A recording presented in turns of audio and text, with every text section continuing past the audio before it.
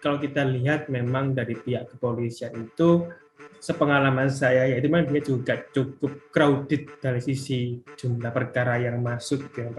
Yang oposisi cepat diangkut, yang kalau yang pro pemerintah nggak selesai. Ya contoh kasus Harun Masiku sampai hari ini juga lenyap gitu kan.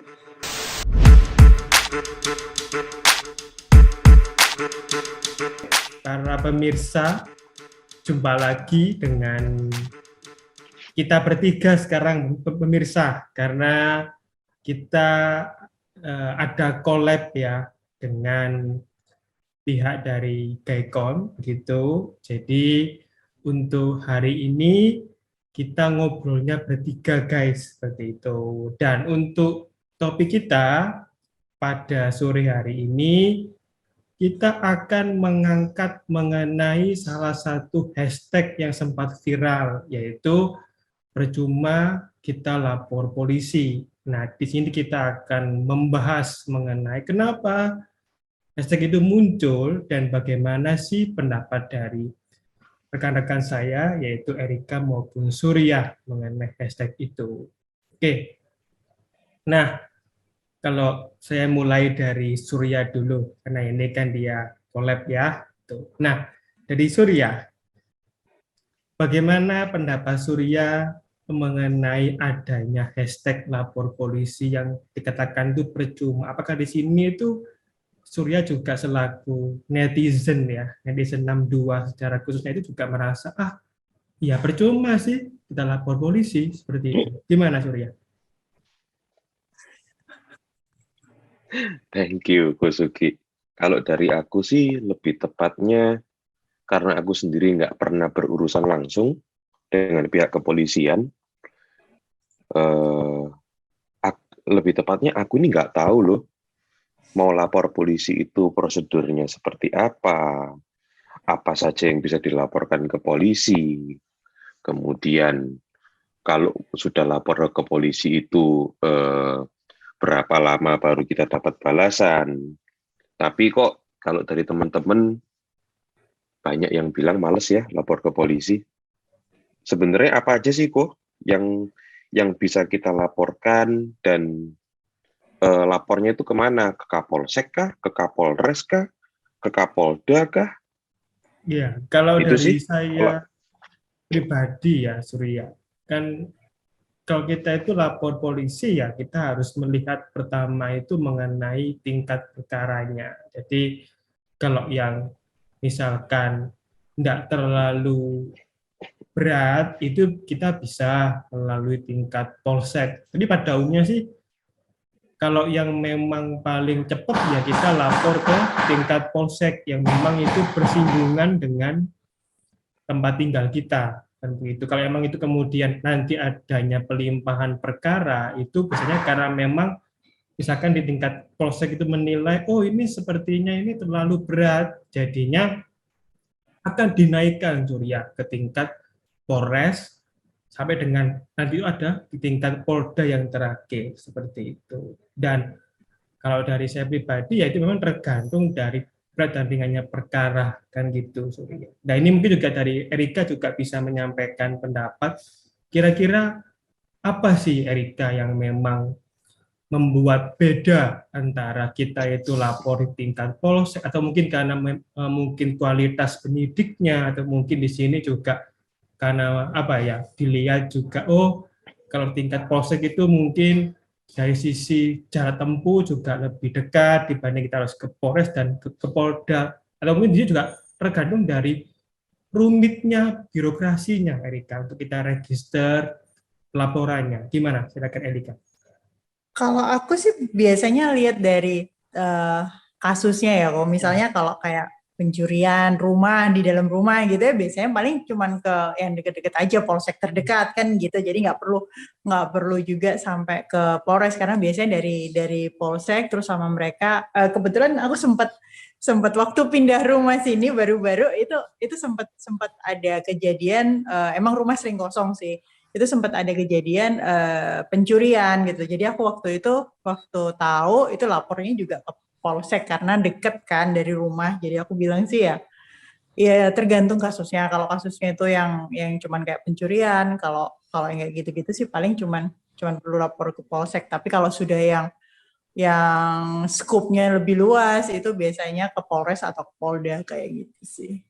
Oke, jadi memang istilahnya juga tergantung dari tingkat rumitnya perkaranya ya Erika. Nah mungkin perlu juga ditambahkan kira-kira sebenarnya kita untuk syarat lapornya itu apa sih Erika? Kan ini juga sekaligus juga buat Surya juga biar bisa tahu kira-kira kalau kita mau lapor polisi ini apa yang harus siapkan dulu untuk menghadap ke pihak penyidiknya begitu Erika. Kalau aku sih Kasusnya kemarin harus viral gitu ya. Kalau aku sih kemarin cuma bawa ID aja sih, maksudnya cuma bawa KTP aja, terus kita bilang Pak ke rumah kita kecurian. Kalau pas itu sih kebetulan sama security juga security-nya sih yang kontak ke polsek, jadi nggak lama terus polseknya penyidiknya datang kayak gitu-gitu sih kok. Terus di mereka punya kayak apa ya bagian labnya yang nyari sidik jari gitu-gitu loh, yang itunya masuk rumah terus ngecek-ngecek segala macam, apa yang pecah, apa yang hilang kayak gitu-gitu. Kalau aku bilang sih so far untuk polsek deket rumahku oke banget sih, maksudnya mereka cepet ya tanggap gitu loh. Begitu kita kontak terus mungkin sekitar 15 menit gitu, karena nggak terlalu jauh juga. Mereka datang terus sama satu tim datang, terus abis gitu kayak ada kayak tim buat kayak busernya gitu loh, yang mereka langsung nyari, kan kebetulan pencurinya lompat dari belakang, jadi mereka langsung bergerak, terus mereka langsung ngecek ke rumah orangnya, terus ditungguin kayak gitu-gitunya tuh, itu cepet banget sih. Jadi aku ngerasa ya untuk polsek aja udah oke gitu ya. Kebetulan aku belum pernah sampai yang urusan ke Polda gitu sih enggak. Cuman kalau dari aku sih polsek aja udah cepet sih untuk ininya. Jadi aku ya oke lah gitu loh. Jadi kalau dari Itu istilah ada biaya nggak sih kalau lapor-lapor gitu? Kebetulan kalau aku nggak ada sih. Kemarin itu mereka waktu datang nggak ada apa-apa sih. Maksudnya nggak minta apa-apa juga gitu. Tapi so far sih aku pikir ya emang mungkin nggak ada ininya sih untuk charge, maksudnya biaya untuk penyidikan atau apa. Kalau aku ya kemarin itu kebetulan nggak ada. Karena kan kalau stigma di masyarakat itu kalau nggak diongkosin polisinya nggak jalan gitu kan. Stigma ya, stigmanya. Jadi banyak juga kalau teman-teman itu mau lapor ke polisi pertimbangannya barang yang hilang sama ngongkosin Pak polisinya, kalau dihitung-hitung worth it nggak ya lapor ya? Udah deh nggak usah lapor deh, direlakan aja, kan banyak begitu. Tapi aku nggak tahu sih betulnya kayak gimana, kan nggak tahu.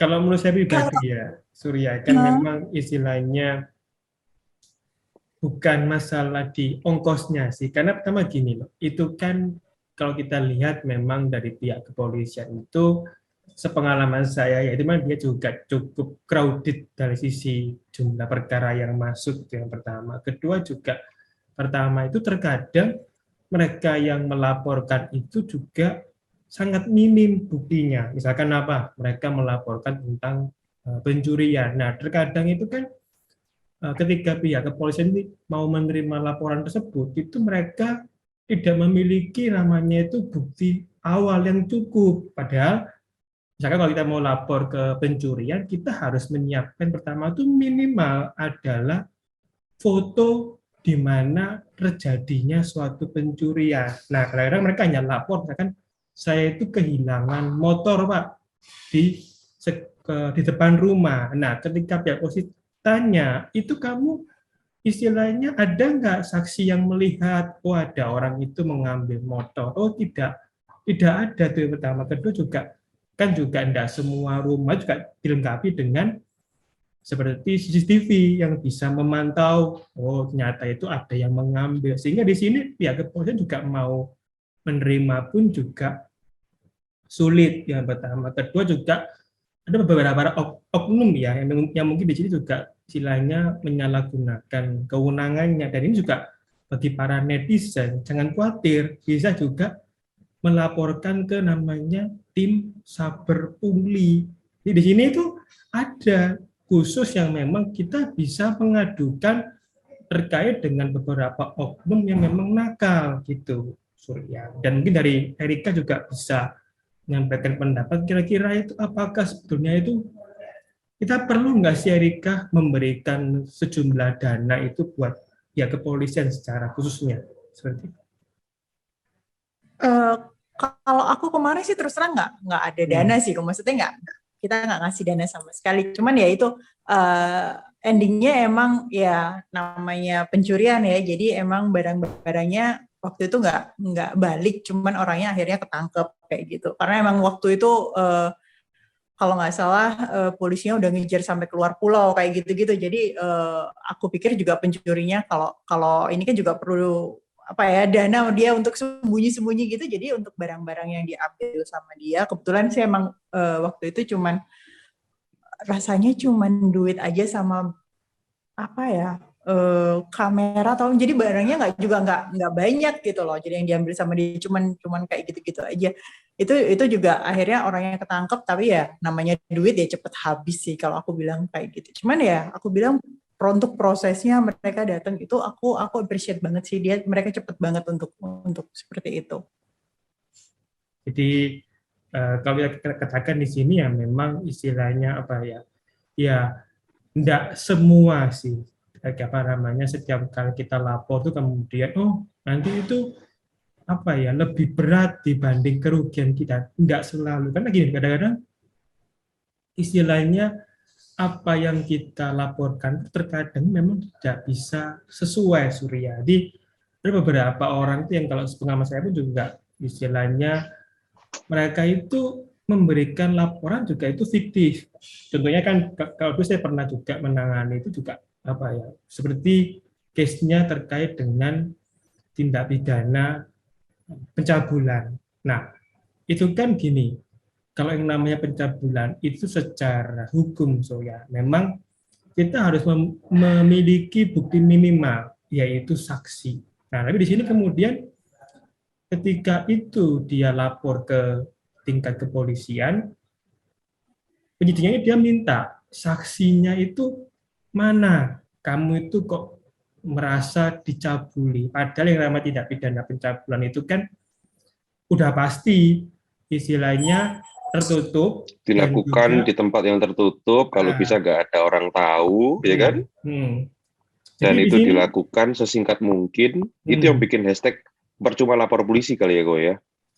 Kalau saya lihat sih hashtag lapor polisi itu cuma itu tadi itu timbul karena pertama di sini ada beberapa oknum ya dari pihak kepolisian yang memang dia itu menyalahgunakan kewenangannya. Tapi di sini juga kalau saya lihat juga itu kita juga ada tingkatannya. Ketika kita memang merasa kok kita sudah lapor polisi, kok nggak kunjung kelar ya, kok lama, nggak ada perkembangan. Itu juga kita bisa lapor pertama tadi itu ke namanya propamnya. Jadi itu ada tingkat propam, itu tingkat memang divisi yang mengatur mengenai kepolisian secara khususnya. Di sini ada lembaga yang memang apa ya mengawasi kinerja dari pihak kepolisian tadi itu. Dan misalkan kalau ada dugaan kemudian dipungutan secara liar bisa masuk ke namanya saber pungli.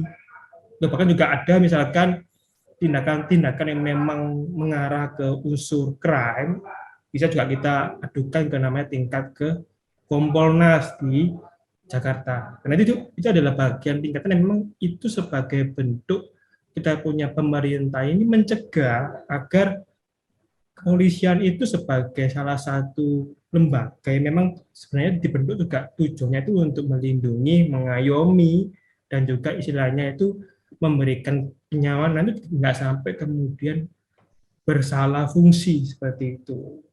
Itu sih Surya. Tapi tadi kasus yang diangkat sama Kursugi ini menarik ya. Jadi kalau menurut aku percuma lapor polisi ini nggak cuma karena oknum ya, tapi juga ada beberapa apa ya pasal di mana yang membuat masyarakat itu jadi males gitu ya. Kalau yang tadi pencabulan, kalau aku sudah dicontoh sudah seseorang korban sudah dicabuli, mereka harus nyariin saksi dulu untuk bisa lapor kan almost useless kan dia aku ya.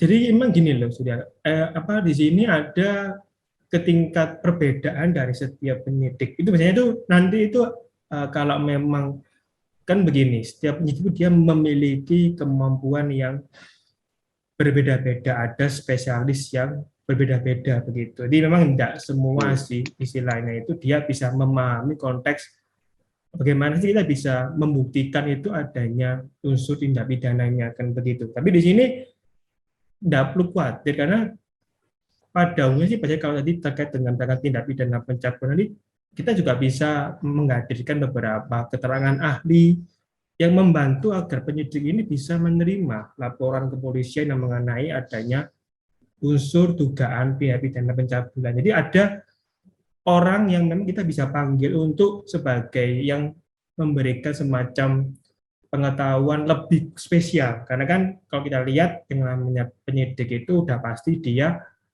berbeda-beda. Ada yang memang dia spesialis di bidang misalkan crime, ada juga yang di bidang terkait dengan properti dan segala macam. Karena itu memang apa ya, ada perbedaan begitu.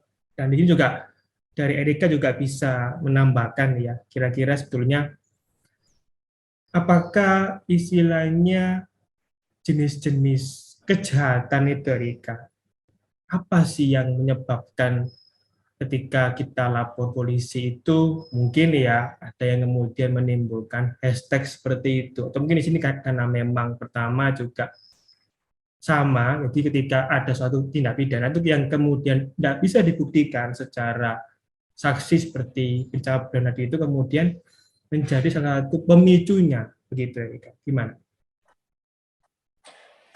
Kalau aku bilang sih nggak cuman apa ya, kalau mungkin harus cari saksi mata. Kalau aku bilang sih sekarang nggak gitu juga sih, kalau dalam artian kalau pencabulan kan bisa divisum kayak gitu-gitu. Jadi bukti-buktinya itu lebih komplit ya, meskipun itu dilakukan taruhlah di ruang tertutup yang siapa-siapa juga nggak tahu. Tapi kan kalau dengan visum dari rumah sakit biasanya itu langsung divisum ke rumah sakit polisian biasanya gitu. Itu sih aku bilang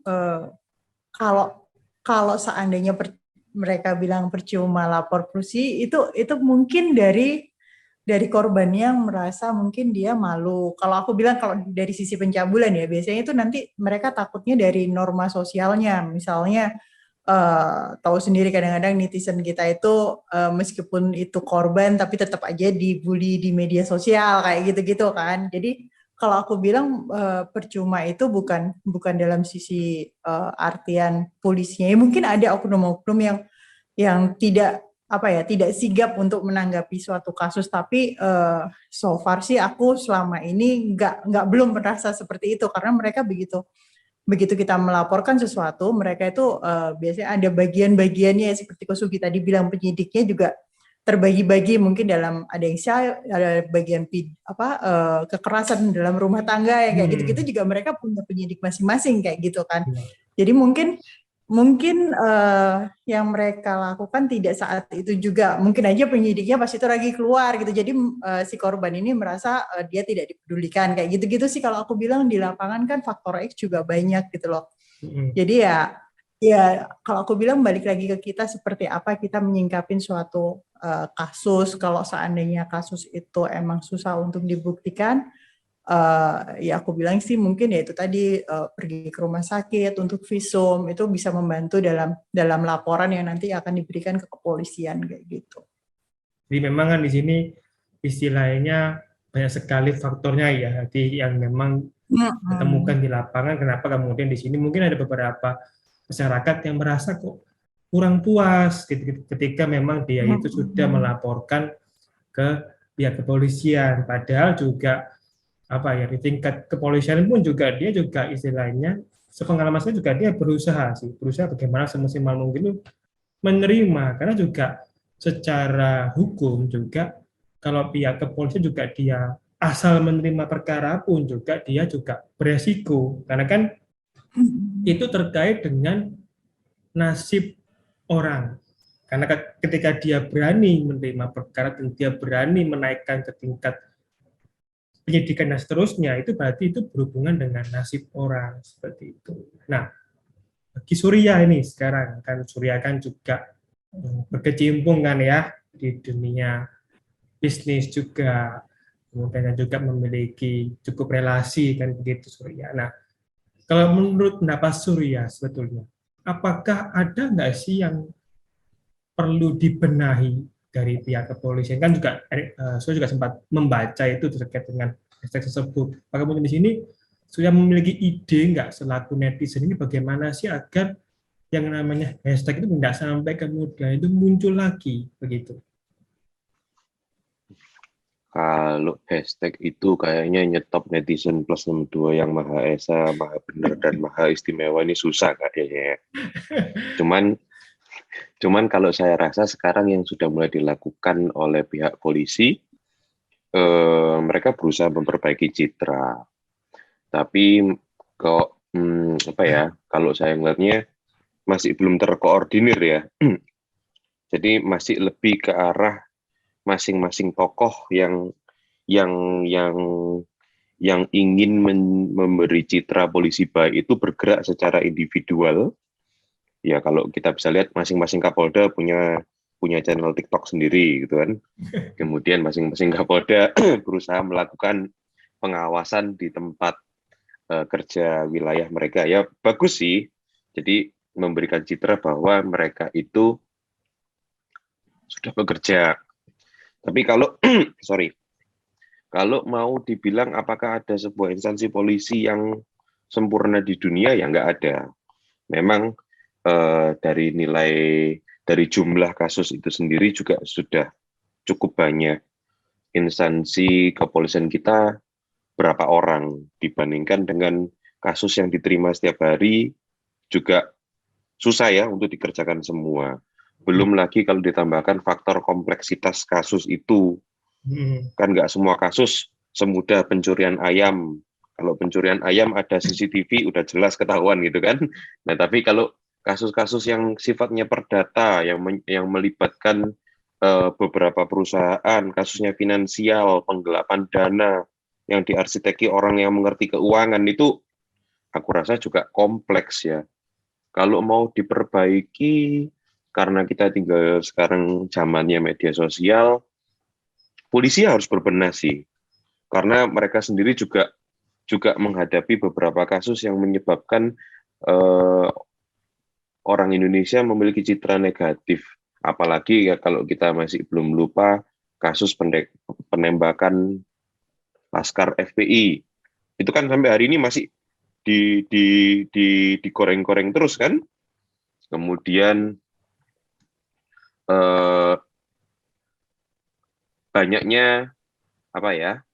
Banyaknya komentar negatif yang menyatakan bahwa kalau oposisi kasusnya cepat, kalau yang pro pemerintah kasusnya kebalik, kalau yang oposisi cepat diangkut, kalau yang pro pemerintah nggak selesai. Ya contoh kasus Harun Masiku sampai hari ini juga lenyap gitu kan. Tapi kalau Bahar bin Smith 48 jam juga sudah diangkut. Ya begitu-begitu ya memang itu bagian dari dinamika kehidupan berbangsa dan bernegara yang nggak bisa dihilangkan.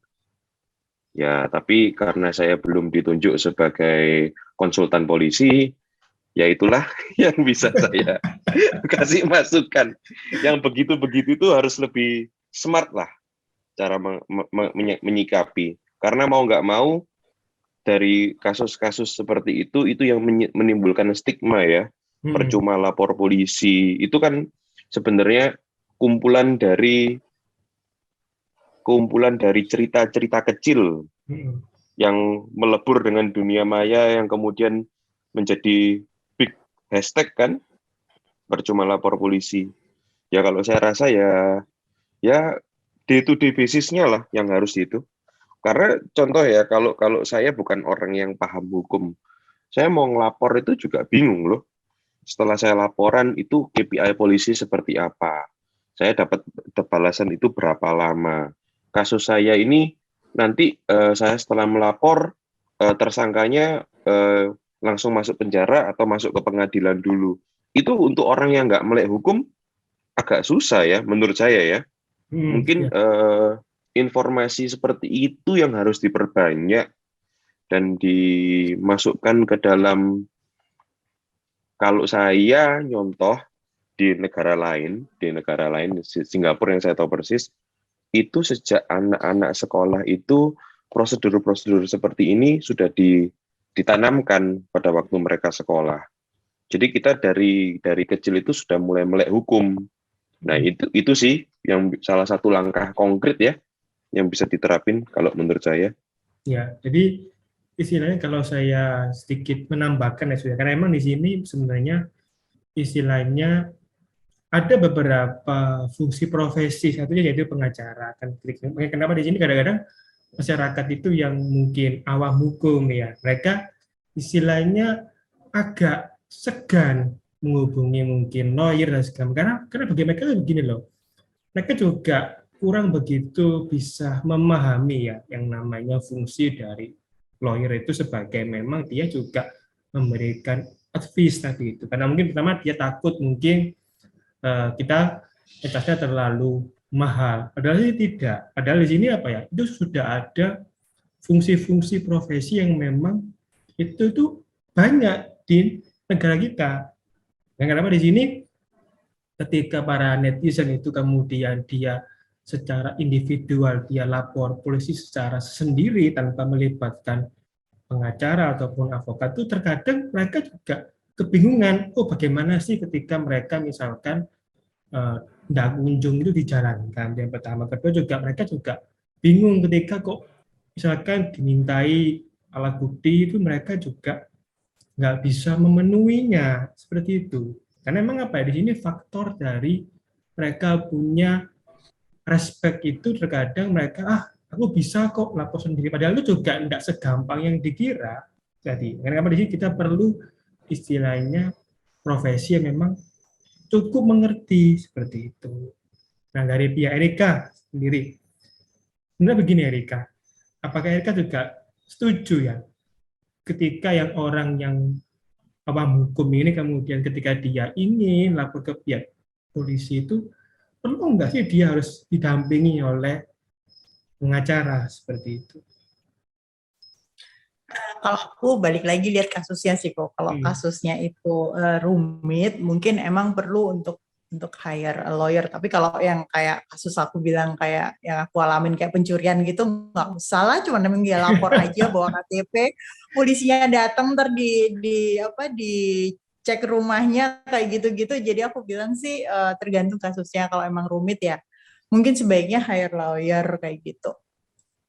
Jadi istilahnya tergantung dari tingkat case-nya ya Erika, tidak semua harus pakai lawyer. Tapi kalau saya pribadi sih lebih sarankan memang tetap menggunakan lebih lawyer. saran hire kita ya kok. Yeah. Karena kan apa ya, itu sebagai salah satu bentuk pertama itu agar kita yang orang awam itu dia bisa mengerti oh kira-kira itu bagaimana sih kita istilahnya untuk bisa mendapatkan pelayanan yang sesuai. Karena kan juga di sini juga pihak kepolisian juga istilahnya juga karena dengan jumlah pesakit yang cukup banyak pasti juga akan mengalami kendala ketika istilahnya si masyarakat ini juga tidak menghubungi pihak-pihak yang memang dia memahami soal hukum secara khususnya. Ya boleh lawyer, boleh konsultan hukumnya. Jadi ada orang-orang yang bisa memberikan informasi lebih jauh seperti itu, guys. Nah, untuk yang terakhir nih, kesimpulannya ya buat para netizen ini apa? Pertama dari Surya. Silakan Surya. Kesimpulannya, kalau ada kasus perlu lapor ke polisi, jangan lupa telepon Kosugi dan Kak Erika gitu ya.